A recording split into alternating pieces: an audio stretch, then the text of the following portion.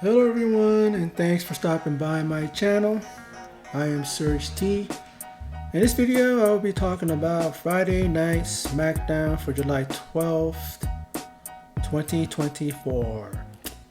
We see a recap of the six-man battle at Money in the Bank between Solo and the Bloodline versus Cody, the Viper, and KO.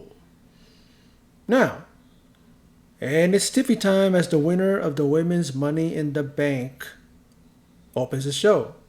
Love how she said she climbed to the Tiffy top of the ladder and became the youngest Miss Money in the Bank. Trish was the hometown host, but she, Tiffany Stratton, was the real star. And Trish ain't here tonight to ruin my moment because it is my time, says Stratton. And the crowd chants Tiffy Time, Tiffy Time. So they're loving her. She's a heel, but she's got the crowd on her side. And she really is a popular heel, if there is anything, if that makes any sense. Now, Liv, Roxanne, Bayley, you better all keep your head on a swivel because your guys' title reigns are on Tiffy Time. And very soon, we're all going to be saying, and new WWE, and then she is interrupted by the reigning WWE Women's Champion, Bayley. So I guess that makes it Bayley's time. She walks down that aisle looking great, I might add. Tiffy Stratton, let me be the first to congratulate you on such a huge victory, says Bayley.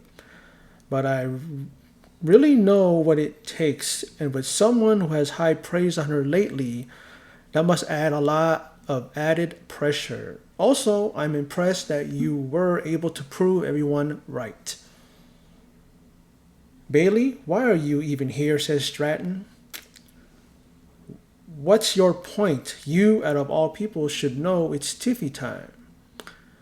Bayley replies, Tiffany, I actually came here to lend you some advice. You know, I did win a Money in the Bank briefcase. Almost said Money in the Bank beefcake. In the past, in 2019, but let me guess, you didn't even know what the WWE was in 2019, did you? 2019, says Tiffany, wasn't that like a million years ago? And it's 2024, and guess what? 3 years into this business, and I'm the youngest Miss Money in the Bank in WWE history. While you were at home watching from your couch, probably eating potato chips with no friends. Know what, says Bayley, I'll give you that. And this is going to be one last little bit of advice I'm going to give you. If you ever plan to use that on me, then you better plan on making history. That is, the first person to ever fail a cash-in. And out comes the reigning Queen of the Ring, Nia Jax. Bayley, says Nia, what are you doing out here making empty threats? In case you forgot, and the crowd boos, that's a rude welcoming to your queen, says Nia Jax. But in case you forgot, Bayley, you have a match against me in 3 weeks at SummerSlam.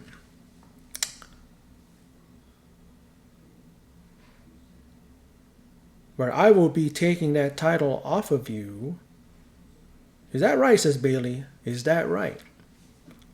Look, I don't know who you think you are talking to, but this isn't NXT Hugger Bayley.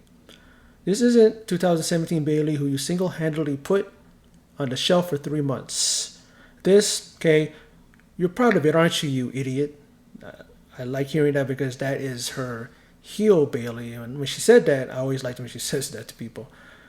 This is the Grand Slam Women's Champion Bayley, and this is your Royal Rumble winner. This is your WWE Women's Champion, the same Bayley that's gonna embarrass you at SummerSlam. But you know what? Let's play a game here tonight. Let me play devil's advocate. Let's say I slip on a banana peel and you do beat me. She looks at Stratton. Tiffy, what's going to happen then? You're going to cash in on old Nia Jax because here because we know she has a little PTSD from the last she got cash. And then, whoa, says Tiffy, and backs off. Bailey says Nia. Bailey says Nia.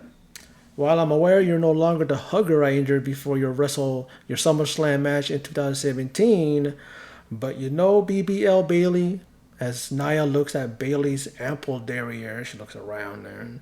And I believe Nia said BBL, and I looked it up and it stands for Brazilian Butt Lift. Okay. Yeah, we noticed that Bailey has filled that in over the few years, for the last few years, you know. I don't know what you're trying to prove by playing divide and conquer with me and Tiffany. I have no problem with Tiffany. She's my little personal little Barbie doll, and you see Tiffany Stratton kind of taking that in and liking that. But Bailey, you're no toy. You're my victim, and at SummerSlam, I'm going to victimize you. As she pushes Bailey back. And Tiffany and Nia double team the champ and attack her, but Michin slides in and uses a kendo stick on Nia and narrowly blasts Tiffany with it. Now backstage, Mother of Mayhem, Princess of Pain. I mean, those are some accurate, names and titles and descriptions for Chelsea Green after she went through 2 tables at Money in the Bank, and people are honestly calling her that. Don't know why she seems to take umbrage with that, and while sporting a neck brace. She is waiting for Nicholas. I'm like, wait, I thought this was WWE Smackdown, not AEW. And on one half of the Young Bucks, the EVPs. Go away, says Green to Byron Saxton. He tries to tell Piper and Chelsea, but Piper tells him, go, get out of here. I mean, who wants him around? I mean, even I say go away. He ain't even talking to me. I say go away, Byron Saxton. Now, Michin and Jax go one-on-one, and the Queen is in control, and Michin has no chance.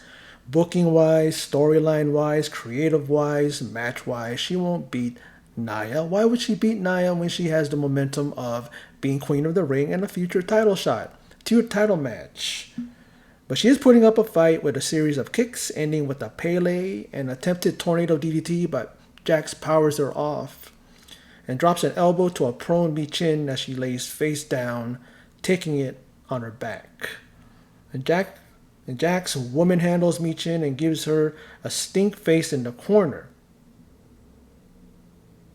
But Michin is still fighting as Bailey looks on. Comes off the ropes, but Jax is a wall, and Michin falls to the mat. No way Michin can take any more of this punishment. And credit to her for hanging in there. And even Jax in the corner, gets Jax in the corner, I should say, and delivers a cannonball before a near fall. But in the end, even after delivering a tornado DDT to Jax, Michin can only eventually be on the receiving end of a Samoan drop and look up as Jax delivers a match-ending annihilator. Bailey tries to take out the Queen, but the numbers game always wins, and Bailey is left down and out. And then Tiffy, for a millisecond, thinks to cash in. But Jax looks at her, and Stratton has second thoughts and decides against it. Yeah, I mean, that's the situation. That's what's going to happen. Nia Jax can easily win this championship, right?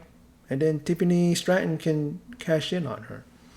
That's why she's keeping Nia Jax close, trying to take her mind off of the possibility of her using the Money in the Bank, the briefcase, the contract, right? So I think Nia Jax is smart. I think she knows that. And I think that she also has her back a little ways too, kind of looking at her going, okay, I know what you might be thinking. You ain't going to get that over on me, but we'll see what happens when comes whatever happens at SummerSlam. Whatever happens in the aftermath. Now, Solo talks in the shadows, flanked by his Bloodline, and says the Bloodline had all the titles, both heavyweight and both tag team titles. You see a graphic, you see the visual of those guys, the Usos and Roman Reigns and Paul Heyman. And he says it would all be the same if Roman Reigns never went solo. I think that's what he said. Sometimes when they talk, there's always some noise or some boom or something like that, and you can't catch it. We needed a tribal chief to stay on his game, and that's why I'm here. And build a whole new family, a more powerful family, hungrier family, a more aggressive family, and this family will rule for decades as long as I'm the tribal chief. Or until Roman Reigns returns. And by the end of the night, everyone will acknowledge me. See about that. Baron Corbin and Apollo Crews versus Angel and Berto. Okay, should I care? I mean, these guys can go. All really talented, and Corbin actually went flying over the top rope and took out Legado del Fantasma. Well, Angel and Berto, that is. And I'm like, how can you deal with that? A 280, 85 pounder, 7 foot tall, coming out, coming over the ropes like that. That's probably quite a sight when you're on the receiving end, like the Legado were. But a wing clipper by Angel gets the victory for Legado. As Barrett says, you know, you know,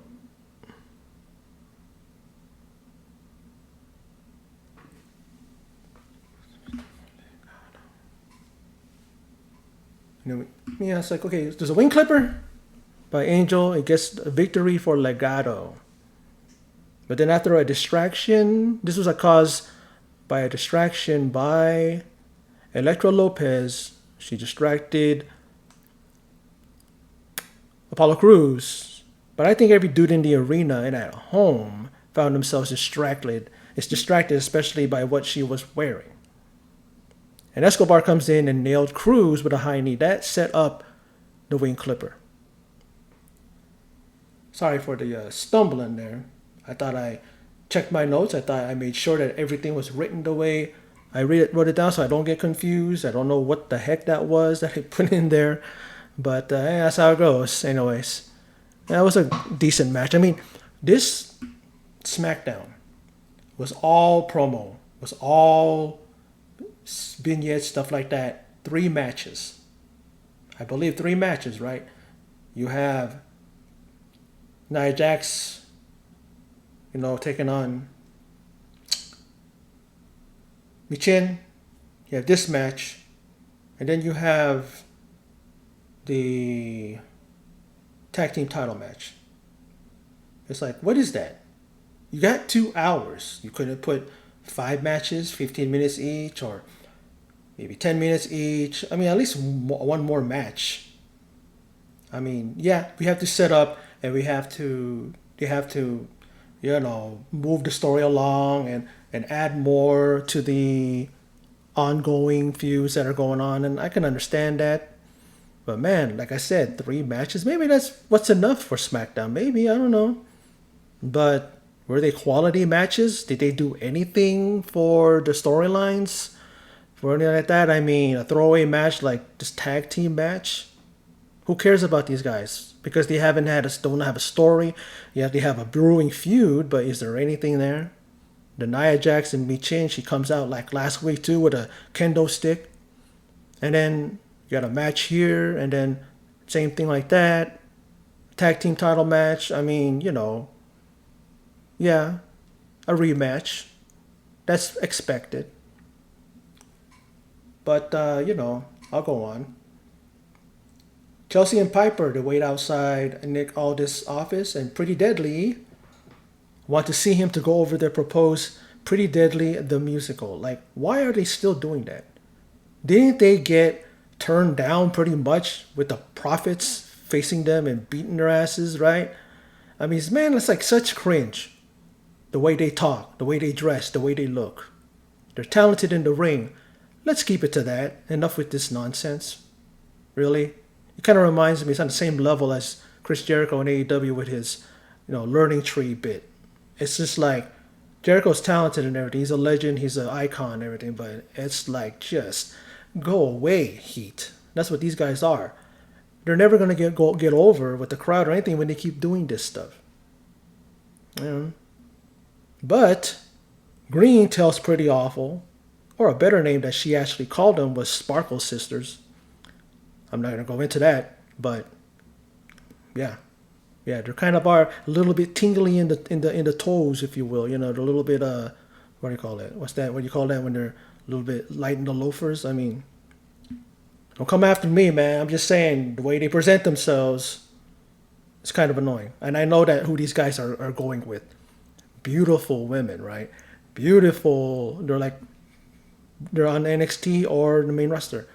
And who they're going with. I forgot their names, but they are going with the women that are in WWE right now. Some are up and coming in the NXT, and some are established in NXT.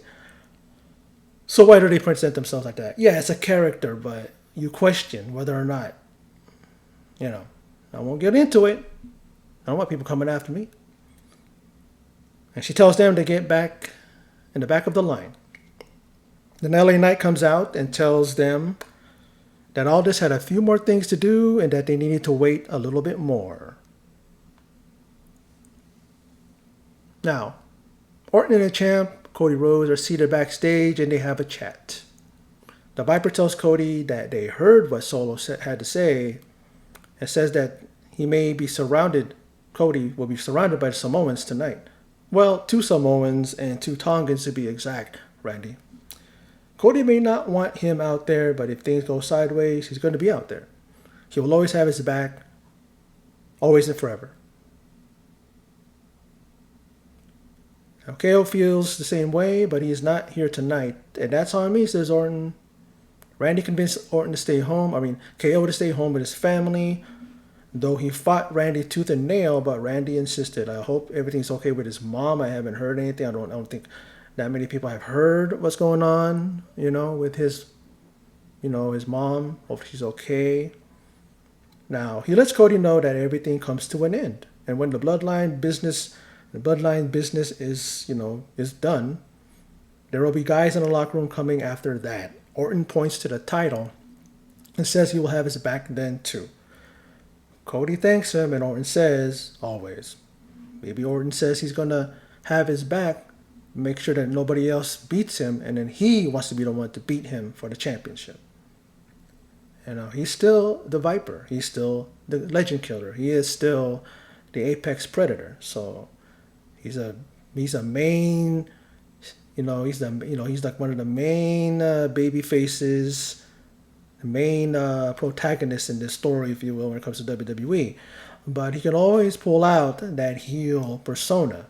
He can always turn on somebody just like that, just as quickly as he slaps on hits somebody with an RKO.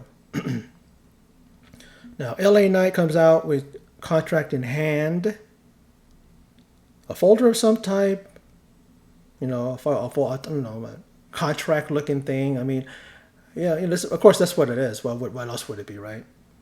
And of course, he opens up with, "Let me talk to you." And then, the crowd chants that. Now, Money in the Bank came and went, and let's be honest, I ain't going to stand out here and complain.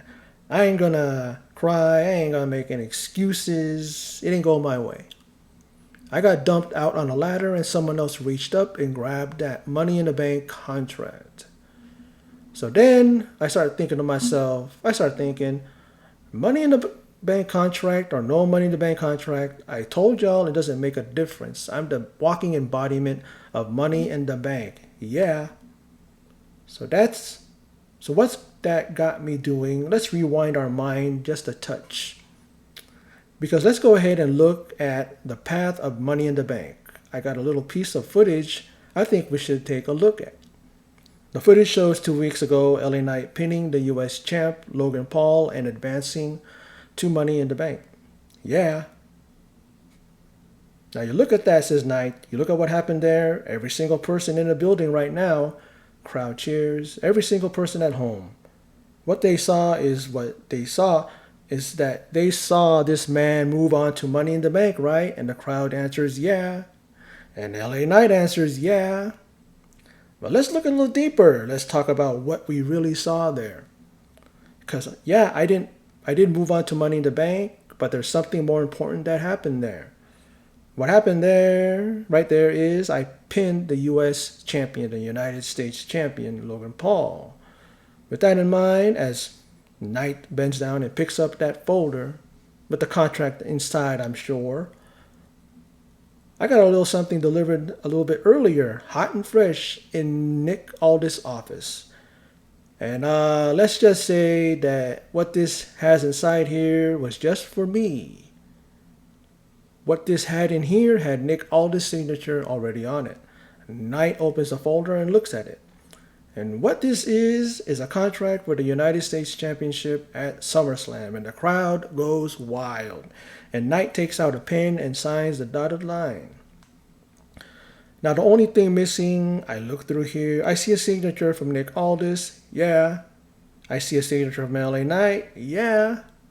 The only thing missing is a signature from that edgelord, Logan Paul, and the boos fill the crowd.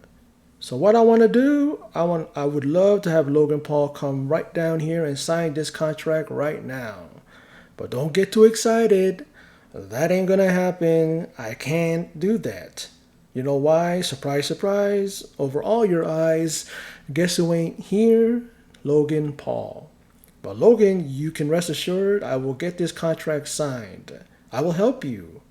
It will be me, and guess what? SummerSlam, I'll own you. I'll own that belt, and there's nothing you can do to stop it. Not because you're not good enough, because I won't let you. That's not an insult. That is just a fact of life.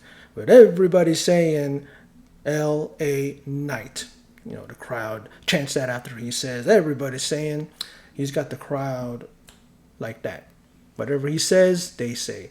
He says one word, they know what else to say.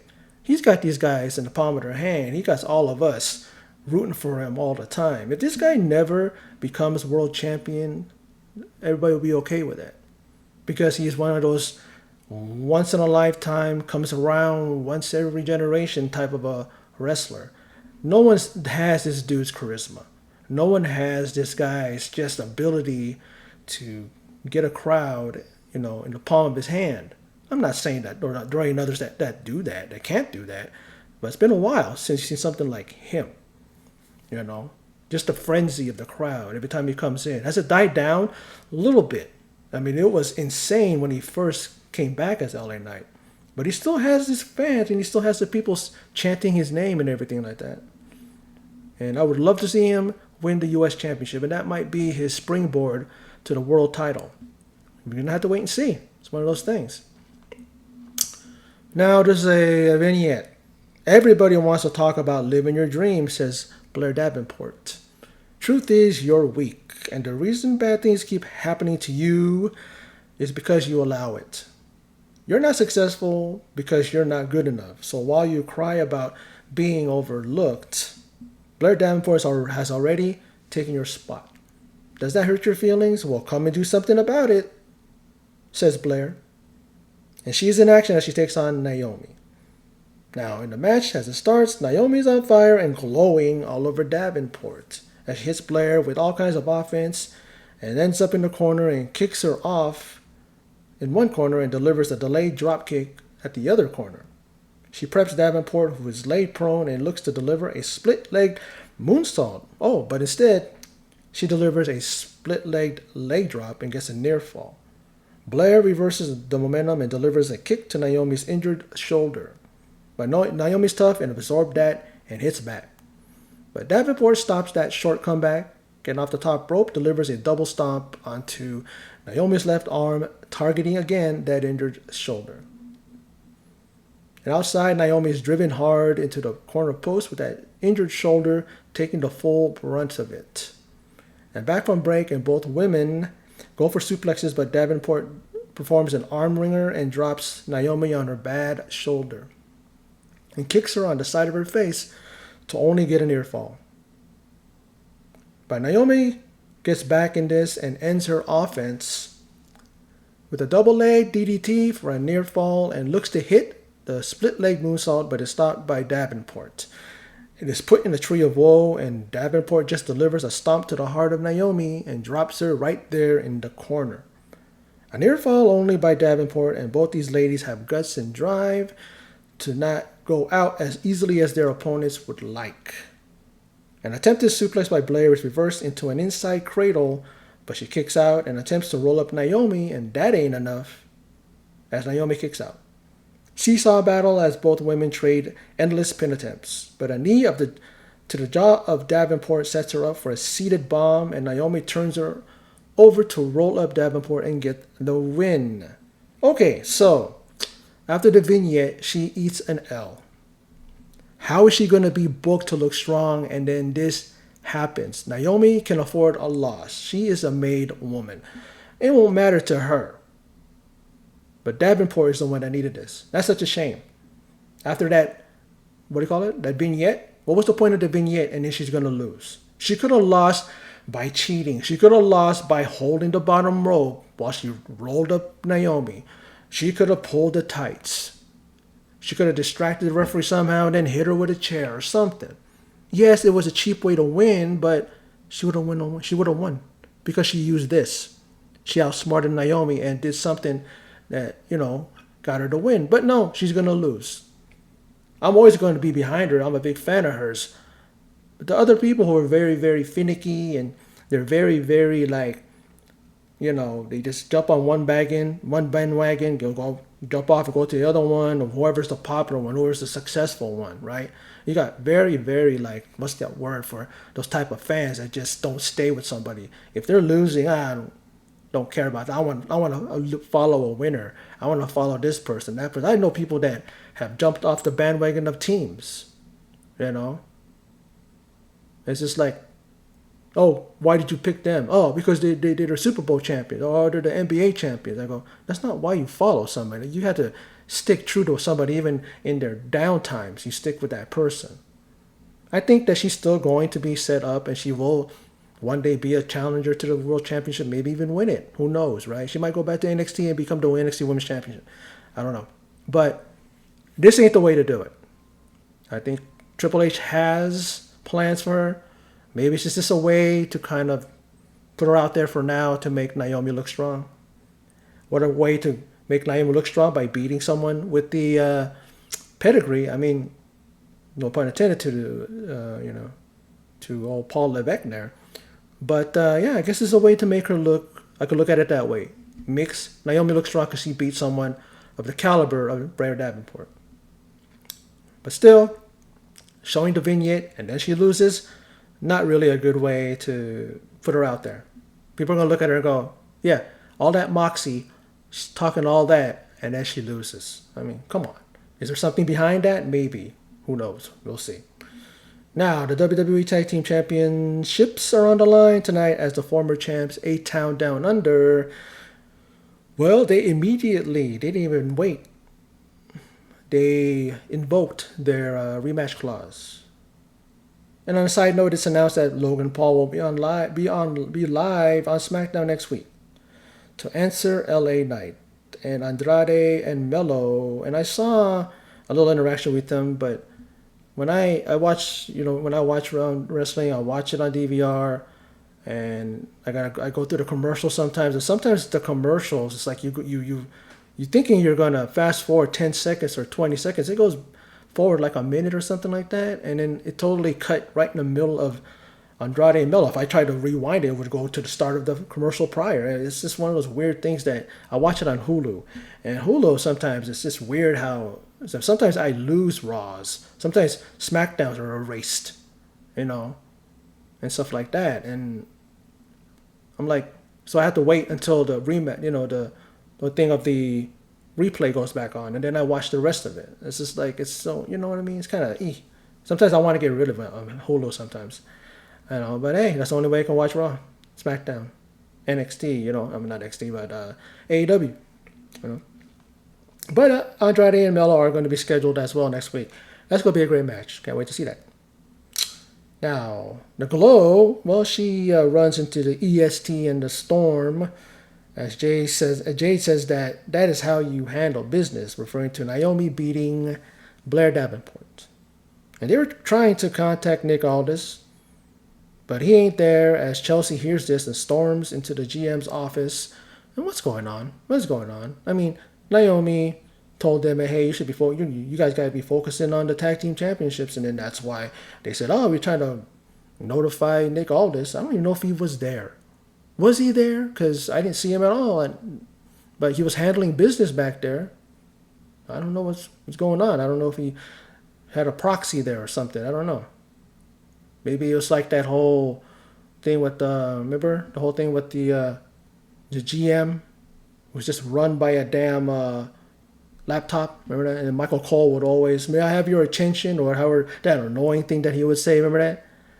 And the part of the only time that I didn't like him was that part, was that era when he was a heel or tried to be a heel anyways. I mean, that was awful, that period of time. But I got no problem with Michael Cole otherwise, and I love listening to him now, especially that you don't have Vince McMahon yelling in his ear.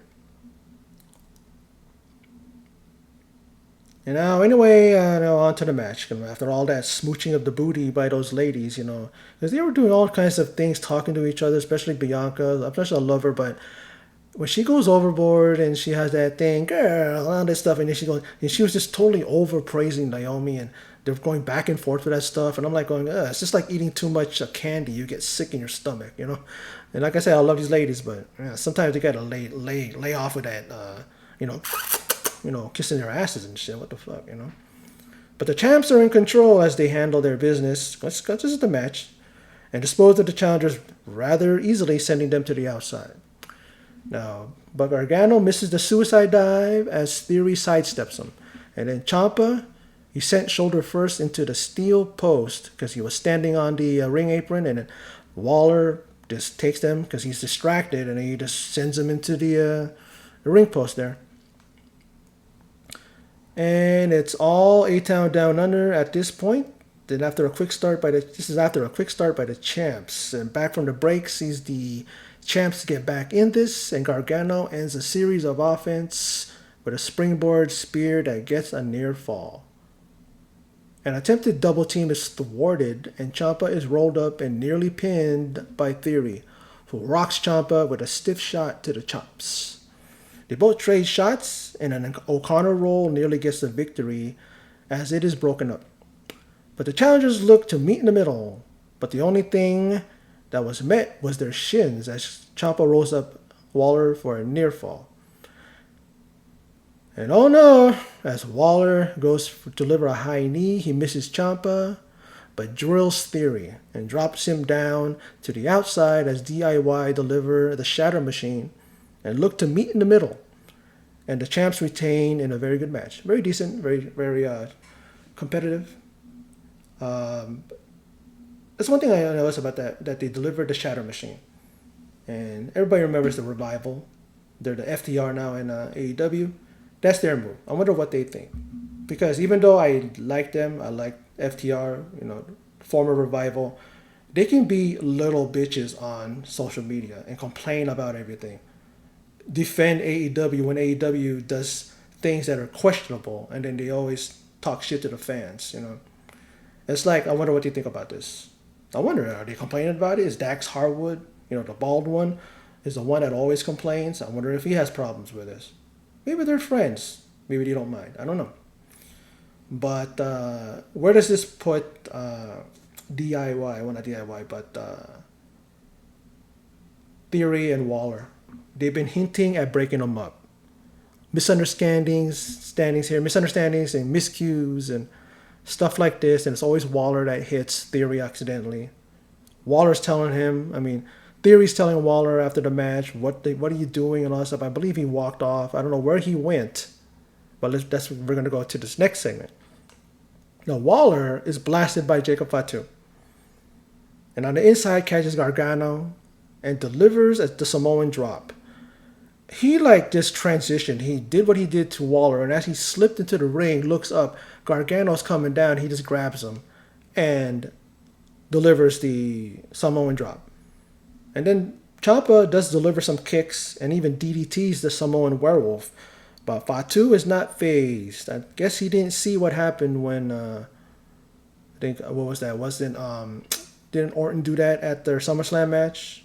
DDT'd him and he just got up. Or was that when he made his debut? One of those things, but he must have not looked at prior film because, I don't know, he can absorb those type of things. The Samoans, they're known to have hard heads. Like I said, he's not phased in the least, and he delivers a stiff super kick, dropping Ciampa. And in the corner awaits a wounded Gargano as he is on the receiving end of a brutal hip attack and delivers a Samoan drop to a weakened Ciampa. And he's not done as he delivers a couple of headbutts and jumps on the second, then the top turnbuckle, and then he goes to the opposite top rope, and then he does a springboard moonsault onto Gargano.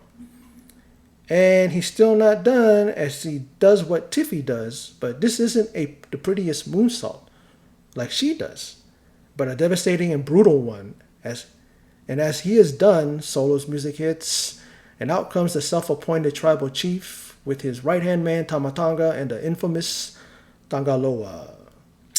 Now, the Bloodline stand tall in the ring, and Solo has the stick.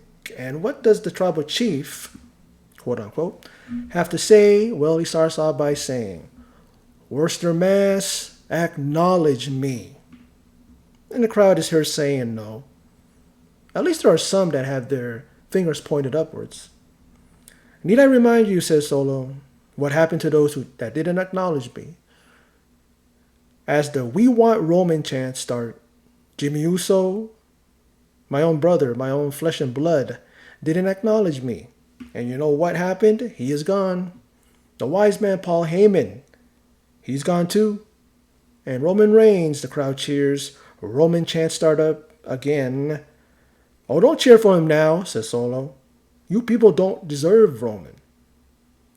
You got me now, and if Roman Reigns decides to come back, he will acknowledge me as his tribal chief."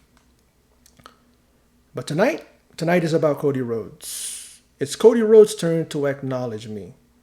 So Cody, if you're back there, Cody's music hits, and the champ comes out, and why in the fuck does he make time to do the whole whoa stick? He had a serious look on his face at first. And then that. He was pinned last week. The Bloodline is stronger and more dangerous. I mean, Cody should have ran out there and go after Solo. Yeah, he would have been outnumbered, but who cares? That is what you do. When you're angry, you throw caution to the wind. You're not thinking straight. And you should do that and not perform like a trained SEAL and do that trick that the paying public wants to see. The paying public wants to see. He even smiled before doing it. I mean, what the hell, man? And then Graves saying that Cody is in one hell of a mood since first tasting defeat at Money in the Bank. This is the first time since he became champ that he, tasted defeat. Well, I guess he is in a real good mood there, Corey Graves, because, he did the whoa thing on stage. I mean, he ain't mad at all. Why would he do that? Oh, is he in the mood? Really? He's in the mood. Okay. But he doesn't do the reprise. I thought he was going to do that inside the ring and step on the second rope and do the whoa again. But he just let the whoa go. The crowd whoaed. And he does step to the Bloodline. I never did say that he lacked a set. It's just doing his shtick is silly nonsense in this atmosphere with the Bloodline staring you down. Now he grabs the mic and Solo actually points away as to say, points to the mic and says, "Go ahead, champ. Say what you got to say." As the Cody chants start up. "I've heard everything that you're saying," says Cody. "I'm sure you could figure this out. We want the same thing." Now, of course, I got to speak to Nick Aldis, but you might as well consider it official. SummerSlam, Undisputed WWE Championship. But if it really was up to me, if I could make any decision, I wouldn't be waiting till SummerSlam. I'd want to do it here and now, says Cody emphatically. And then he drops the mic, and then you start seeing the Bloodline swarm him. But Cody takes off his jacket. He's not one for backing down as Rhodes. But Cody strikes first, Solo, then Tama Tonga, and a stiff shot for Jacob Fatu. And as Solo strikes, Cody intercepts it and looks to deliver crossroads on Solo, but Fatu lands a super kick and stumbles Cody, and the rest of the Bloodline go in for the kill. Fatu delivers a clothesline that turns Cody inside out. And Orton's music hits, and the crowd goes wild. And as he promised, he would be there for him and have his back every time now and forever, always.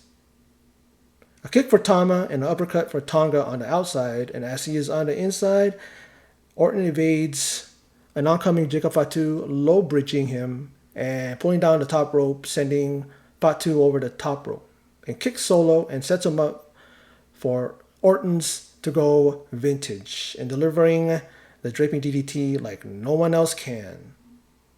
But Fatu delivers a flying headbutt or shoulder tackle. He did it so quickly. Whatever it was sent Orton hard to the mat. But as they take it to Orton and Rhodes, they fight back.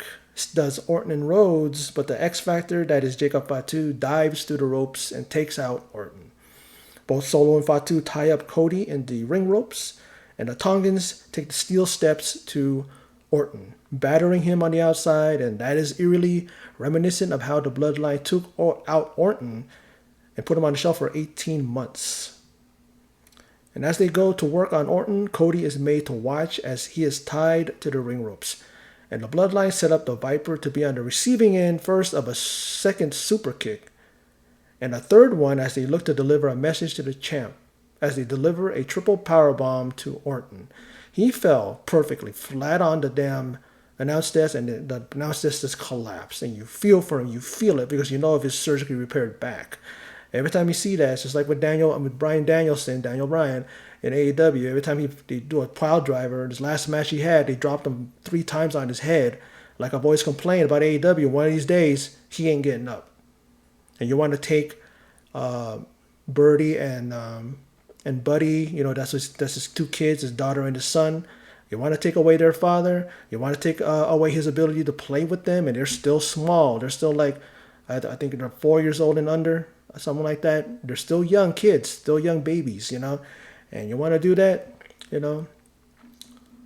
But and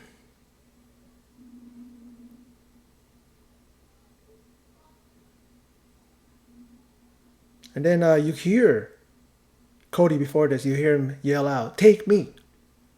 And then after that sickening thud as Orton goes to the announce table, Solo delivers a Samoan spike to a helpless Cody Rhodes. As the Ulafala is draped around the neck of Solo and the fingers point towards the sky, the Bloodline stands tall over their fallen victims. As the "You suck" chants reign over the Bloodline, and they could care less, they could give a fuck if they are being told they suck, because they are running roughshod over Smackdown. They have everybody somewhat acknowledging that they are they are the group, the faction to deal with, to reckon with when it comes to WWE, Smackdown. Very good build so far to SummerSlam 3 weeks ago. So there's nothing between now and SmackDown. SmackDown is the next PLE. So they got 3 weeks to build, and it's going to be some great build that they're doing. A lot of things are going around. Triple H got a lot of things cooking, a lot of different pots on the damn oven there, on the stove there, I should say, and cooking away. Maybe you got something in the oven as well, the microwave and the toaster, all things that he can cook with. He's cooking. And Jacob Fatu. Now, I've not heard anything from anybody saying that he's overrated. He's too this, he's too that, he's, all this negative things. No one is saying anything negative about him. And if they were, this should be the proof that this guy is a beast. He's legit. He is someone who belongs in WWE, and he's proven it. Look at all the stuff that he pulled off. How he decimated Waller, DIY, Orton, and, Rhodes. I mean, you gotta give it to the guy. I mean, he does come from the Hawaii wrestling family. His father was the Tongan Kid. He was a very vicious guy himself. He emulates Umaga. He emulates Rikishi, his father. His father, Sam Fatu, was known as the Tongan Kid. I mean, what do you want? What do you expect from the guy? People are saying that this guy could easily be the leader. He could easily be the guy that kicks Solo out when the time comes. Maybe he's a spy for Roman. That's a lot of people rumors are saying. He might be that. You don't know. But SmackDown was great. I enjoyed it. No complaints from me. Like I said, yeah, 3 matches. And the only match that was of any kind of importance was the tag team match, because the tag team title was on the line. These two have been going at it for a while. Do we really care about Nia and Michin, or do we care about the tag team of Baron Corbin and Apollo Crews? And then also Legado? They don't got no direction. I don't know what's going on with them. They got a really, really good nucleus there of people together. They really, really do look like they belong together. There's no misfit there. There's no mismatch, or what do you want to call it there. They all got something to bring to the table. But then you're not giving them anything. Random thing here, a random team here, a random thing for them to go against. You know, the only interesting thing they had was against LWO, but even that wasn't really interesting. That was boring kind of at times. And you got a lot of great talent on both ends. So what are they doing? What's Triple H doing? I mean, he's planning something. He can't give everybody a spot. He can't. It's just hard. But he's just trying to keep these guys busy. I understand that. He's keeping them busy, and that's good. You got to keep them busy. You got to keep them doing something, even if it isn't, you know, a monumental thing or something that's going to wow you. But at least they're doing something. And Apollo Crews and even Baron Corbin do gel together. They are a very good team. And even Baron Corbin, man, he is getting some cheers. When he's like yelling to the audience, going, "Come on, guys," or something like that, everybody reacts to him. So they got to use that and go, okay, we can do something with that. We can, you know, go with something there. We just got to figure out how to make him, you know, reach out and kind of connect with the crowd. We got to do something to do that even more, to capitalize on that. They did that with LA Knight. They did that in the past too with Rusev. They did that with with Zack Ryder and all that stuff. You know, I mean, they really couldn't. You know, they didn't really capitalize on that. I should say, I don't know why I say that, because they didn't, because McMahon was in charge still. So he doesn't like when people organically go over, you know. But Triple H is like, hey, you go over organically, we'll be behind you, you know. But, yeah, it's just a matter of, knowing what to do with Baron Corbin. People want to see him as a lone wolf. Maybe that'll make him popular, that he comes out with that persona again. But then again, he is kind of a little bit over. A little bit. Not much, but people are reacting to him. In a positive way, not negative. He never had this before, and here we are. So let's do something like that. Let's work with something like that. Maybe Apollo Crews turns on him. And then you know that it's gonna make him even more popular, because do people really like Apollo Crews? They can appreciate his talent and everything, but are they really for him? Maybe. Goes back to being that Nigerian prince that he was before. Wasn't that his shtick? He was Nigerian, but was he a prince, remember, or something like that? Royalty? I don't know, something like that. I don't know. But keeping him a tag team, baby. That'll work. Then they can work something out. I don't know. But anyway, that's my video.